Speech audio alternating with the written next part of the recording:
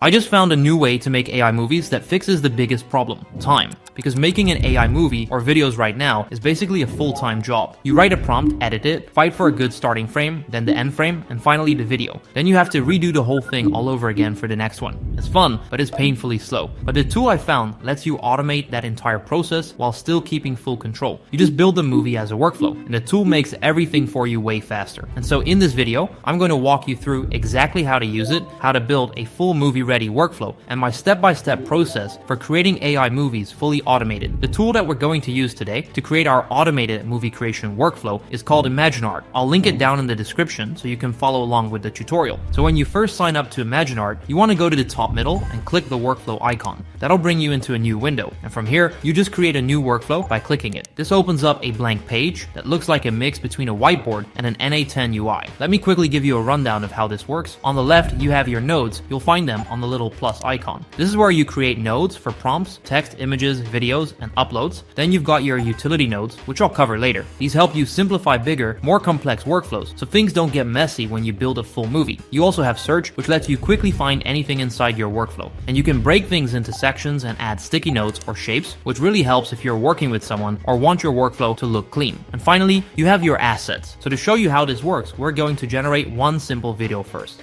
For that, we obviously need a prompt node, and you can either create it from the core nodes section or just press P on your keyboard, which is the shortcut. That gives you a prompt node instantly. Then we need our starting frame, so I'm going to press I to create an image node. After that, we need another prompt, so I'll press P again, and then I'll press V to create a video node, and that already gives us a good starting point. Now we need to create our starting frame. For that, I'm using this prompt, a medium shot of a woman, a 23-year-old starship engineer with short dark hair and a blue jumpsuit, kneeling in a narrow maintenance corridor aboard a luxury starliner. Blue strips run along the metal walls. She has an open panel in front of her filled with wires and dust. We take that prompt and connect it to our image node. Then we click on the image node and select our model. Normally, I use their newest image model, ImagineArt 1.5, ranked 4th in the world for photorealism. But for this workflow, I'm using Nano Banana Pro since it supports the image URL feature we need. After that, we choose the aspect ratio. Since I want this to feel like a movie shot, I'm choosing a widescreen aspect ratio. Now for the resolution, you have to keep in mind that some video generators can't handle 4K, so in those cases, you'd go for 2K instead. But since we're just generating the starting frame here, I'll use 4K because you get way more detail. Now we take the image output and connect it to the starting image input on the video node. And we also connect our video prompt to the video node like usual. Inside the video node, we pick the model. Since this scene includes a person, we can't use Sora 2, so I'll choose VO3. I'll set the duration to 8 seconds, the resolution to 1080p, and the aspect ratio to 16:9. Then I'll add my video prompt. Lena kneels in the corridor, opens the panel, reaches inside, and lifts out a glowing crystal as the camera pushes in toward her face. Now we can generate everything at once. All you do is select the entire workflow and click Run Selected in the bottom right corner. That runs the whole sequence. It generates the prompt, the starting frame, and then uses that frame to create the video along with the video prompt. So let's take a look. The image is already done and it looks really good. Using 4K makes all the small details in the corridor pop, the textures look realistic, and overall it feels super cinematic. The video just finished too, and it actually looks even better.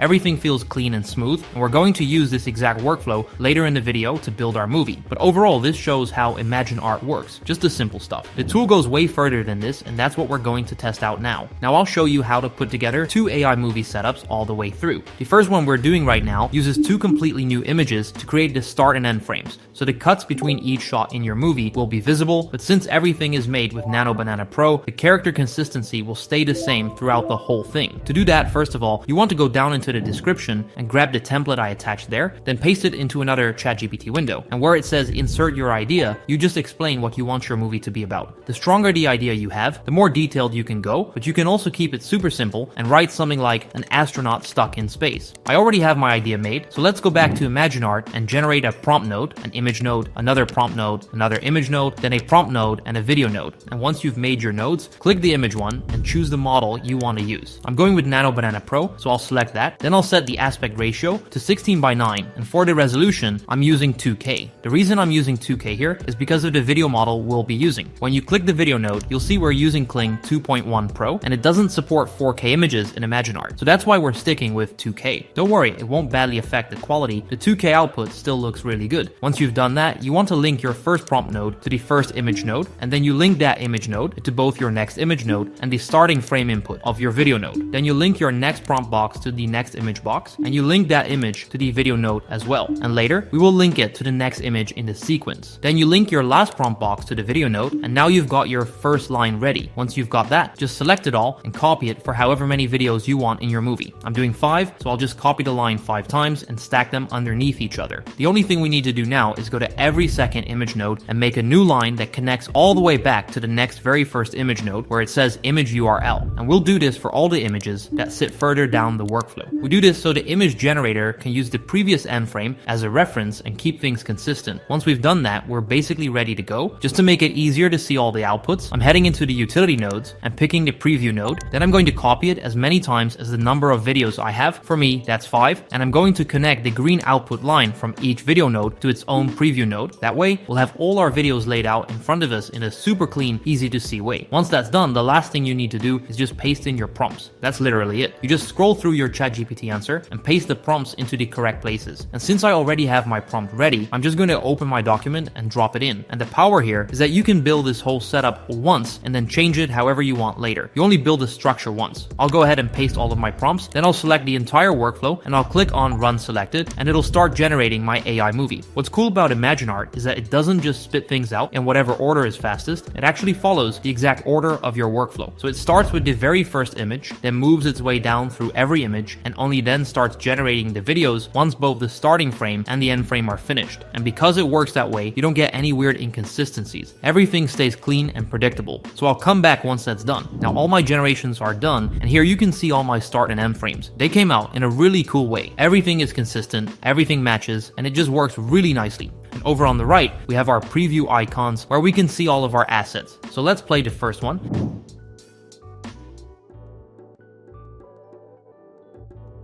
And the first result is really cool. What I'll do now is I'll stage all of them together so you can see them on the screen at the same time. And the result is really good for the work we did and for how scalable this whole process is overall. The videos came out looking smooth with very few inconsistencies, and that mainly depends on your model choice. ImagineArt is also adding support for starting frames in more video models soon, which means you'll eventually be able to attach things like voice lines and music directly into your videos. That's gonna make this super cool. What if you don't want those cuts and you want it to play as one seamless, consistent video? Well, that's exactly what we're going to take a look at next. Since this next workflow uses fewer prompts, I've got another template you can use. It's the second one, and you can grab that in the description below and use it in the exact same way as the previous one. For the nodes in this process, you start the exact same way as we did in the first workflow. One prompt node, one image node, one prompt, one image, one prompt, and then one video. But after that, every line only needs one prompt, one image, one prompt, and one video. And that pattern repeats all the way to the end. And now, as you can see, I've already swapped the models over using the same process as before. Nothing new, just the same steps again. For the connectors, here's how it works. First, you connect your text to your image. Then you connect that image to both the next image and the starting frame of your video. After that, you feed your next prompt into the next image, and that image goes to the end frame, the next starting frame, and the image URL input of the one under it. So for your next video, you just link the prompt to your video node. After that, you connect your next prompt directly to the next image, and that image links to the end frame of your video, the starting frame of your next video, and the image URL input of the image below it. The reason we're doing this, as you probably guessed, is because we're using Nano Banana Pro for this one too. And by feeding it the last end frame each time, the whole workflow keeps updating the character consistently. That way, your character looks the same from shot to shot, and everything stays realistic and stable. Once you've done that, you can add your preview nodes and your prompts. So I'm gonna add all of my prompts now, and we're actually going to continue the storyline we started earlier with our Starship Engineer. Now that everything is done, we can again select the whole workflow and click Run Selected, and it will start generating everything. And now that all my videos are done, I'm going to pull them up on the screen so you can see the final result.